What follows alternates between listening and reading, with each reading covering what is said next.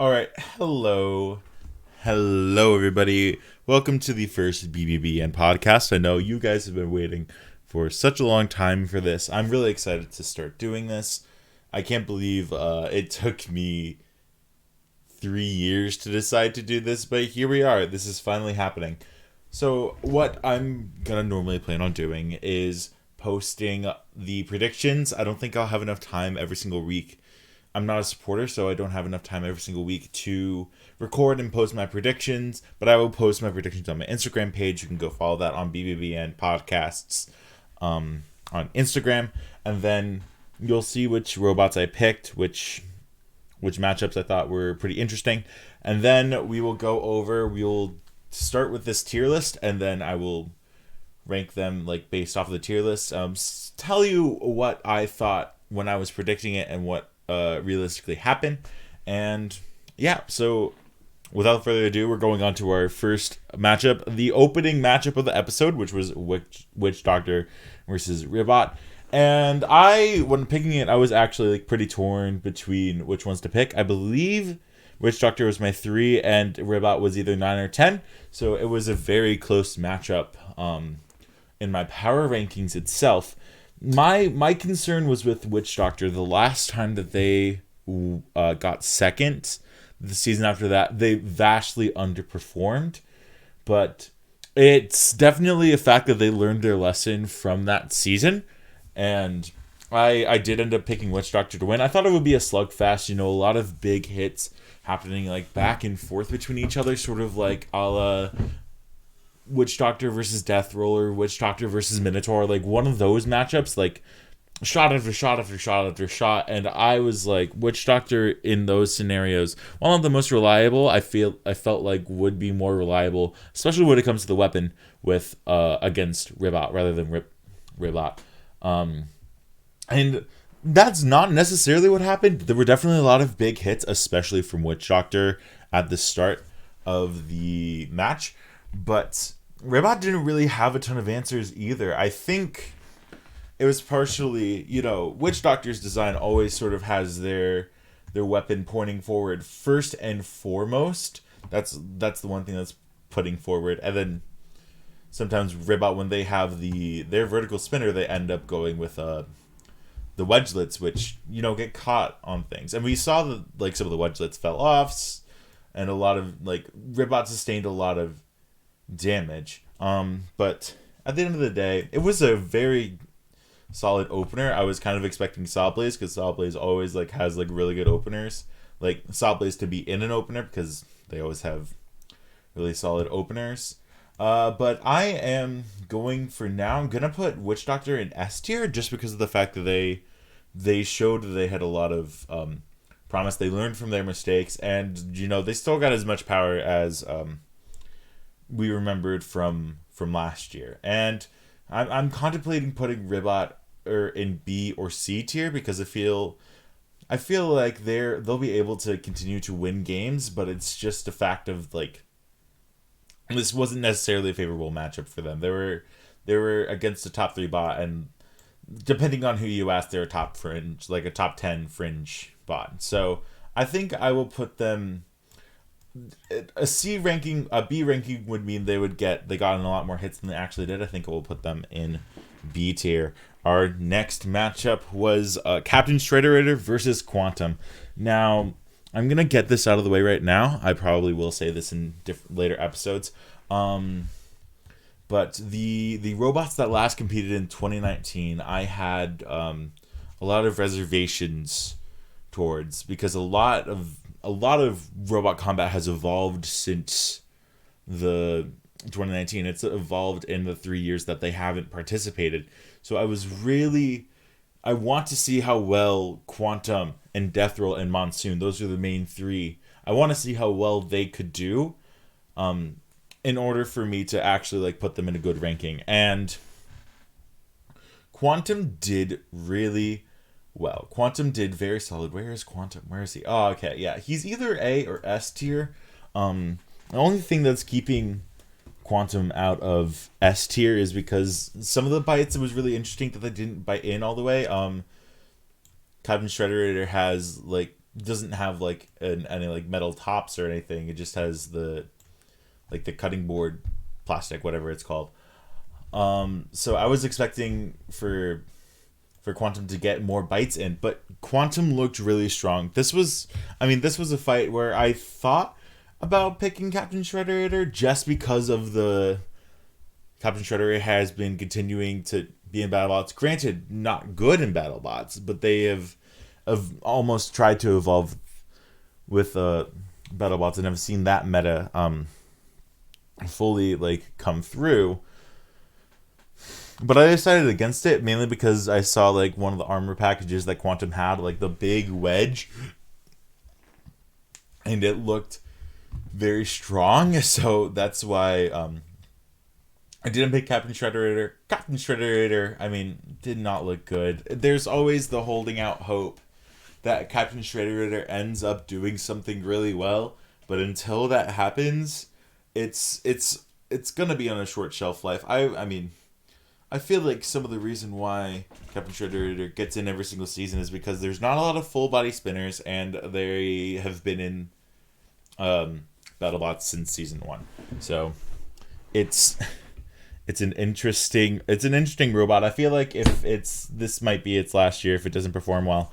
Now we're gonna go to our first loss of the night that I had, and that is Gruff and Ripperoni. This wasn't based off of the fact that they released a video of the fight. I mean, it was a video early on in the fight. I picked Ripperoni just because, Gruff hasn't had the best track record against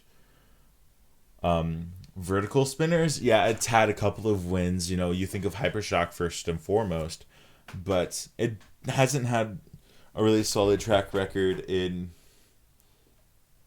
robots that can pack a punch. And Ripperoni definitely can pack a punch on paper. In practice, I am very cautious about Ripperoni in general. There's a lot of reasons why. I mean, the concept of the flywheel to making sure the gyroscopic forces is like ingenious. It's such a good idea. But it's never going to win the ground game, like when it comes to like consistently, at least. It's never going to win the ground game consistently, because when you look at the robot itself, I mean, this picture doesn't really give it any justice. This picture does not give it justice, because you see this part and it's like, oh, it's pretty flat to the ground. When you look at the other side, it's tilted slightly upwards, and that's also for stability, but it also makes it way easier for robots like Gruff to get under it and lift it and then send it flying. It almost has like, I mean, it's fitting that the captain was from Uppercut, and it's fitting of that because whenever Uppercut gets like tilted around, it goes like flying. It just bounces off of its spinner and just keeps on like flying all over the place. So that's sort of what's happening here. Yes, the gyro is fine when it's on the ground, but it's having a hard time getting to the ground when it's not on the ground. Like, it just airbornes itself all the time, and Ripperoni isn't having an easy schedule. It fights Endgame next. I think that the BattleBots creators were 100% expecting Ripperoni to beat Gruff by the same talking points that I said. Gruff isn't the best when it comes to horizontal spinners. I mean, vertical spinners, my bad. But that's not what happened. I think Gruff is in solid B tier. I mean, it took a lot of damage, but it did end up getting the win. I mean, most of the win was Ripperoni just dancing by itself, and Gruff is just like, hey, yeah, you do you, buddy. You got it. But Ripperoni's going to end up in D tier for me. And next we have the midway major. That is hard to say. We have Huge and we have Shatter. Now, this is an interesting one. I think a lot of people really love Shatter. But when I saw this matchup, I immediately knew Huge was going to win, and I immediately knew that it might not even be close. Now, a lot of the talking points I'm gonna say they did, like Chris brought up while the fight was going on. It's very awkward for Shatter to hit that main body, because if you try to hit that main body, you have to go in towards the vertical spinner. Like, you have to go towards it. So by nature, it's hard to get solid shots on the body. Okay, then where else can you get shots? You can get shots from the side, but the problem becomes the wheels. The wheels are, I will say, Huge might be the best robot to counter hammer bots, or just lifter bots, or anything. Mostly hammer bots, because how can you're not going to be able to hit something with full force from, like, from how high up the chassis part is to, like, do sufficient damage. If you do from the sides, then you're just hitting the wheels, and it's not going to care. It's not going to matter. And then, so from that matchup by itself, I knew Huge was going to win. Huge was my most impressive bot of the bot I felt most impressed by. I mean, it did a lot of damage. It's going up in S tier for this for sure. It did so much damage. It I mean, yes, some of the damage is superficial because it is Shatter, and Shatter has by nature just pieces that fall apart and aren't a part of the chassis. But it did a lot more damage than that. Now, Huge isn't going to put up like uppercut damage or witch doctor damage or endgame or cobalt damage, but it'll hit you. It will hit you hard, and it will hit you good. And I think this is a good omen for things to things to come for Huge. And Shatter, it's a rough start for Shatter, but they've dealt with rough starts before. They've dealt with a lot of bullshit before. So I think I'm going to put them, it's like a fringe between B or C tier, because they did, frankly, in the fight, they did the best that they could. Frankly, that's the truth. So I will put them, they're definitely above Ribot and Shatter. And we go on to our next fight, which is Glitch and Riptide. A fight that lasted like 10 seconds. Like, that's how long it actually lasted. Well, probably lasted longer. Maybe I'm being a little overdramatic. I don't care. I did end up picking Riptide. The thing is, I think Riptide's driver said it best when he said something along the lines of, both robots are capable of one-shotting the other robot. It's just who gets that first shot. And the thing is, Riptide didn't have any, like, problems in the pits, and Glitch did.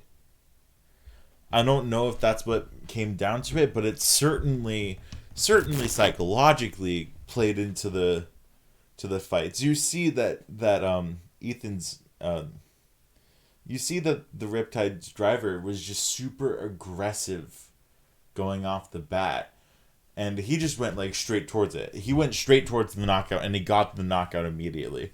But it was a strong one-hit wonder for Riptide and a bad loss for Glitch. Now, do I think Glitch is doomed? Of course not. It's way too early on in the season to call that. But they're going to have to work out a lot of those kinks in order to get a win and perform consistently. I know they went 7-1, whatever their record was. They won 7 games straight as rookies.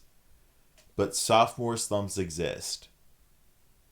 And I am cautious of Glitch moving forward. Sadly, I am. But we go on to our next fight, which is another fight that I did not guess right. Sadly, I did not guess right, and that is, well, Gigabyte's going down in D tier. They did not perform well, but free shipping, where is he? Free shipping did a lot better than I expected.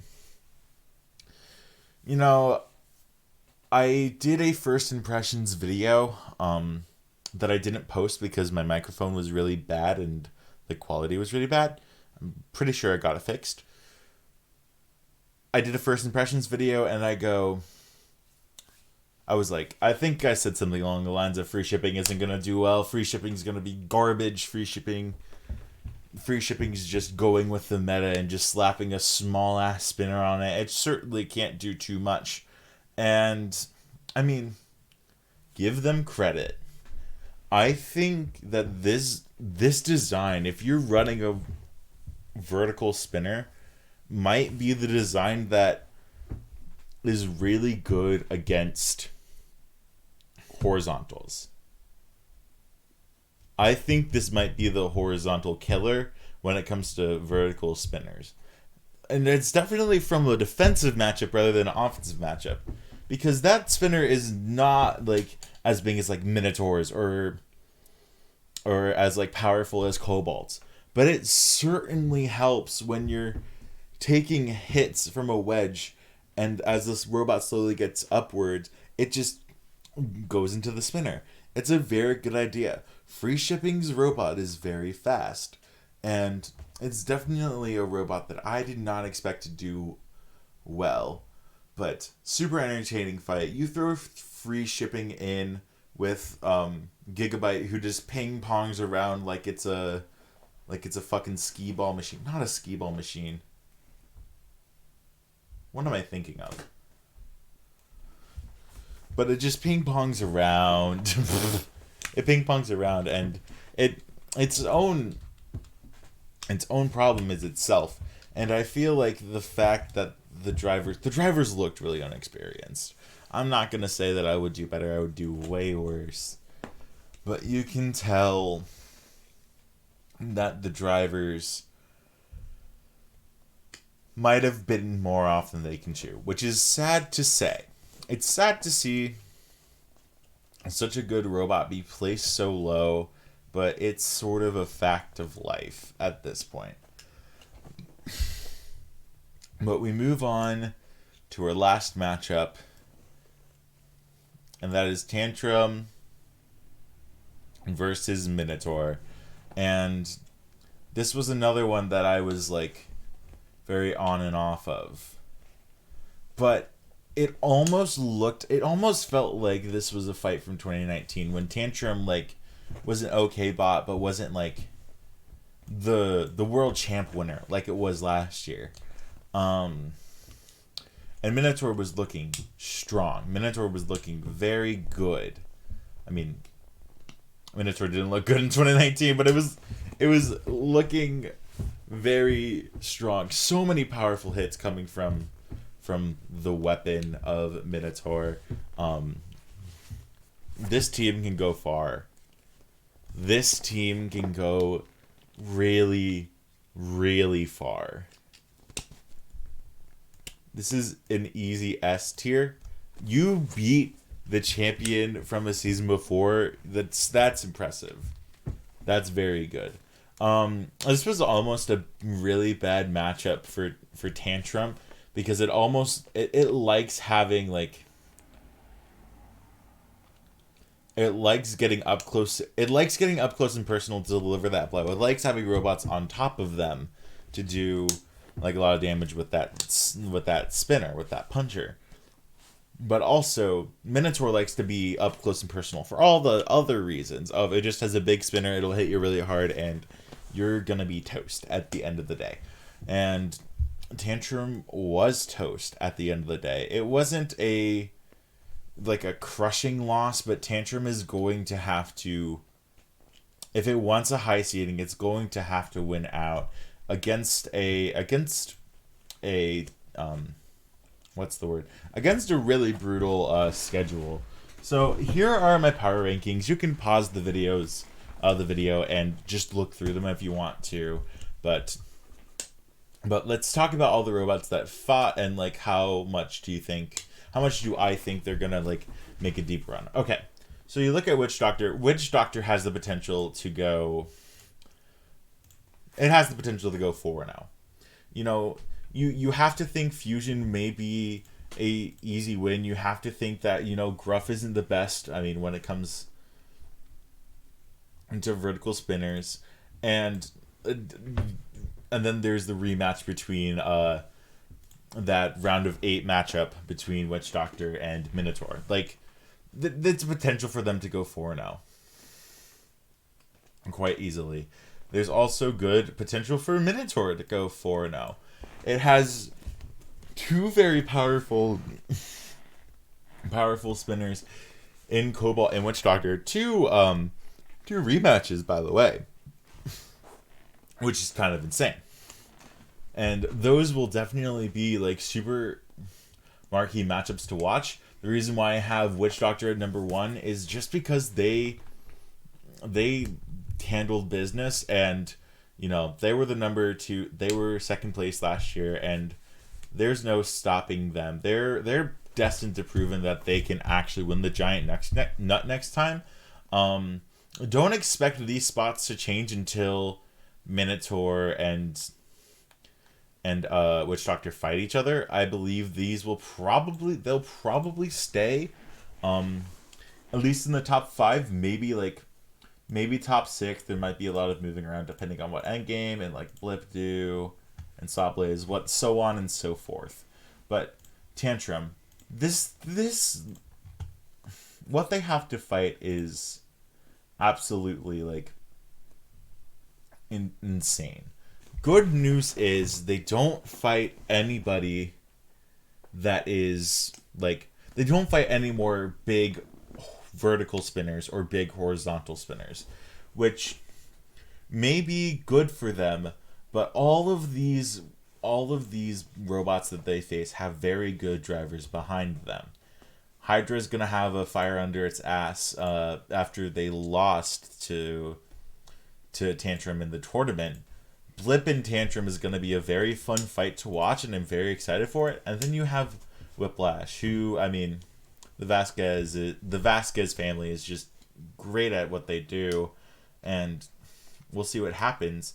They have potential to lose out. They have potential to go 3-1. Like, there's no way of fully predicting what's going to happen with these next 3 fights. Okay, you look at Riptide. Riptide's at 13. Riptide I had a lot lower, and they moved up a lot in the ranking. So did Quantum as well, to be completely fair.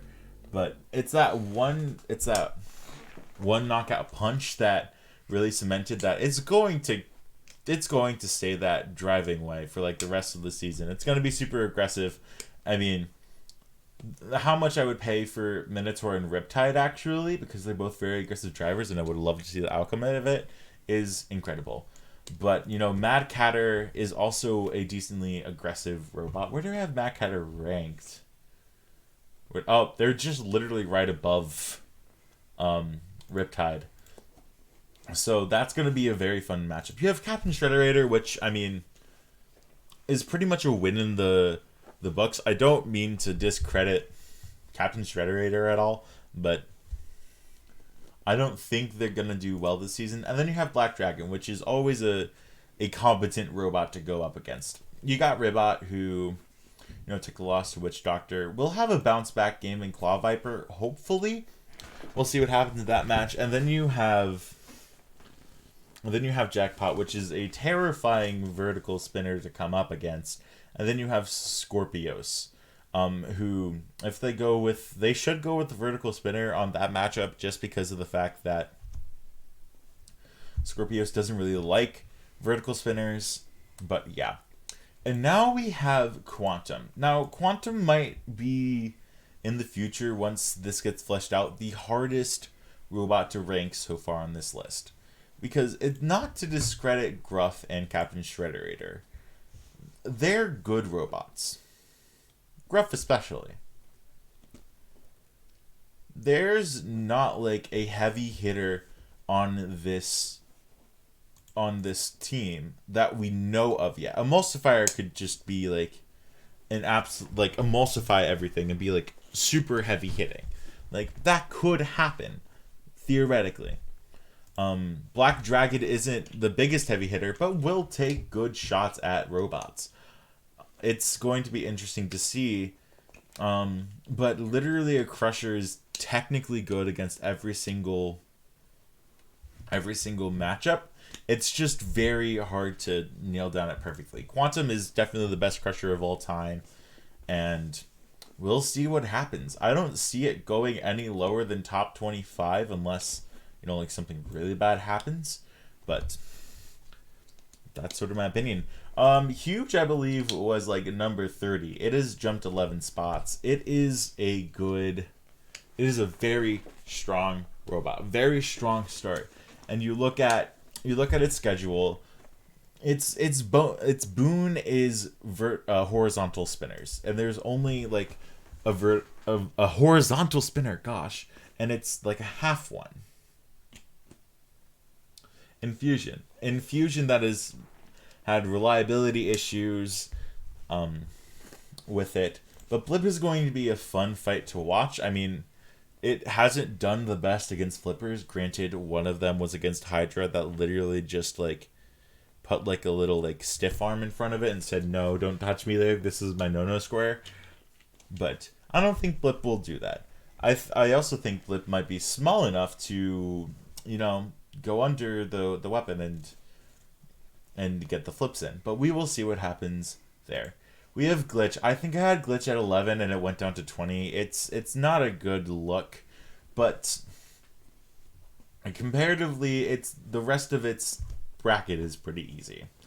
It's got Lockjaw, it's got Triton, which is a rookie, and it's got Valkyrie. I mean, I think I have Valkyrie and Lockjaw maybe a little bit too low. That's just sort of why I just sort of have them there. I mean, the power gap between all of these robots is very small. And so, as much as these robots are down here, they could be up here, vice versa. But Glitch needs to work out the kinks, and then it'll be higher. My apologies. Shatter is at 28. It does have a lot easier of a schedule behind it. It'll have Beta, which is another hammer bot that should be a really fun matchup to watch. And then it has two rookies to finish out the season.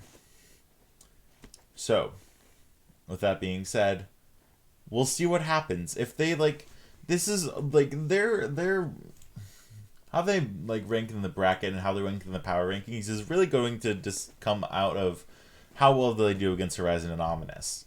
Two robots that we know not the most about. We don't know much about them.